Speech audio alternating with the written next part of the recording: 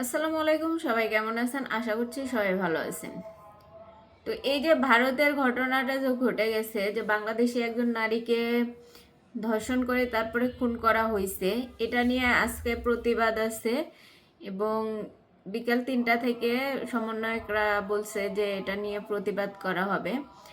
দেখেন, মানুষ যে কোনো দেশেই হোক বা যে কোনো দেশেরই মানুষ হোক, এটা কারোরই কাম্য না। আমাদের দেশেও এরকম ঘটনা অহরহর ঘটতেছে বা ঘটছে।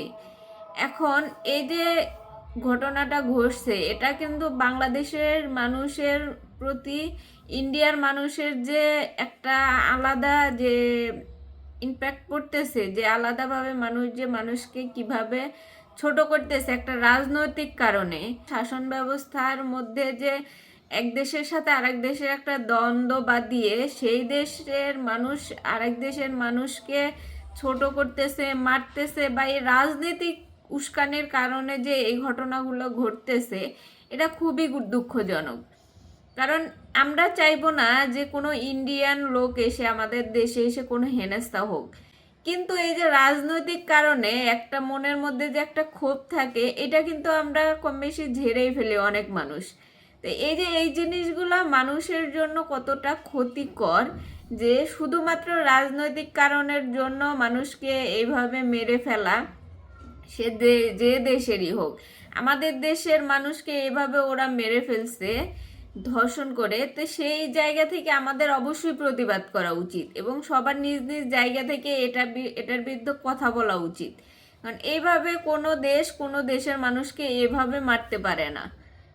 সব দেশেই আইন শৃঙ্খলা বা এরকম ঘটনা ঘটেই থাকে, কিন্তু তাই বলে রাজনৈতিক উদ্দেশ্য বা রাজনৈতিক কারণে উগ্রবাদিতার কারণে যে একটা মানুষকে এভাবে মারা, যে এটা আমি সঠিক অতটুকু ইনফরমেশন আমার কাছে নাও থাকলে এটা একটা উগ্রবাদী ঘটনা এবং এই ঘটনাটা ঘটা এবং আমাদের এটা কোনোভাবেই কাম্য ছিল না। এবং এরকম ঘটনা এর আগেও ঘটছে। ইন্ডিয়াতে বাংলাদেশ থেকে মেয়েদের পাচার করা হয় এবং এই পাচার করা মেয়েগুলো ওখানে গিয়ে নির্যাতিত হয়, মারাও যায়, অনেকের খোঁজ খবরও জানা থাকে না। কিন্তু বাংলাদেশ সরকারের উচিত হবে যে এই যে চক্রগুলা যেগুলা মানুষ মানব পাচার করে, বাংলাদেশ থেকে কিন্তু প্রচুর মেয়েদেরকে ইন্ডিয়ায় পাচার করা হয়। এখন এটা বন্ধ হয়েছে কিনা এটা আমরা নিজেরাও জানি না। এটা প্রশাসনকে এদিকে নজর দিতে হবে যে বাংলাদেশের যে চক্রগুলা আছে যেগুলা মানব পাচারের সাথে জড়িত, তাদেরকে এই আইনের আওতায় আনতে হবে। আমরা তো এই যে রাজনৈতিক ক্ষমতা বা এই যে মারপ্যাচগুলো যাইতেছে, এগুলোর কারণে আমরা এই বিষয়গুলো এড়িয়ে যাইতেছি যে বাংলাদেশে প্রচুর মেয়েদের কিন্তু ধোকায় ফেলে চায়নাতে, ইন্ডিয়াতে, বিভিন্ন কান্ট্রিতে তাদেরকে পাচার করে দেওয়া হয়।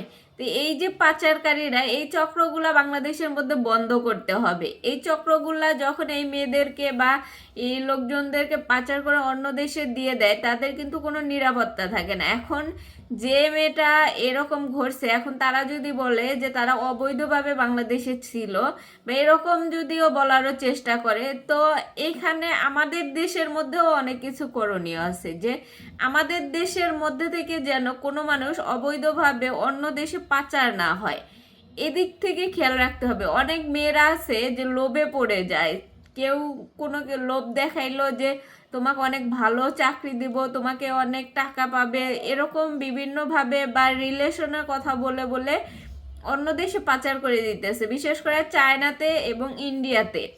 এই সমস্ত দেশে যাওয়ার পরে তাদের যে কি পরিণতি হইতেছে সেটা আমরা অনেকাংশে আঁচ করতে পারি, কিন্তু এই যে এই বিষয়গুলো আমরা কিন্তু অনেকেই নজর দিতেছি না। কিন্তু এই বিষয়গুলো প্রশাসনকে অবশ্যই নজর দিতে হবে। শুধু দেশের ভিতরের যে এই জিনিসগুলা, যে রাজনীতিক বা কে কি করতেছে না করতেছে, কে পোস্ট কি পোস্ট দিল, আমাদের মিডিয়াগুলোও এগুলাই বেশি প্রচার করে। কিন্তু এই যে ধরেন পাচার হওয়া, বিভিন্ন ধরনের যে অসঙ্গতিগুলো এগুলো ঘটতেছে, এগুলো নিয়েও নিউজ করা, বেশি বেশি নিউজ করা, যাতে এরকম ধরনের ঘটনা বাংলাদেশে না ঘটে এবং বাংলাদেশের বাইরেও যেন বাংলাদেশিদের সাথে এরকম আচরণ না হয়, সেটা যে কোনো দেশেই হোক। তো মিডিয়াগুলা এবং আইন যে বাংলাদেশের যে প্রশাসন বিভাগ আছে, তারা যেন এটা নিয়ে খুব ভালো করে রিসার্চ করে এবং রিসার্চের পাশাপাশি তো এই সমস্ত লোক যারা আছে, যারা এই মানব পাচারের সাথে জড়িত, তাদেরকে শাস্তির আওতায় আনা এবং এই সমস্ত কিছু বন্ধ করা। তো সবাই ভালো থাকেন, সুস্থ থাকেন, আল্লাহ হাফেজ।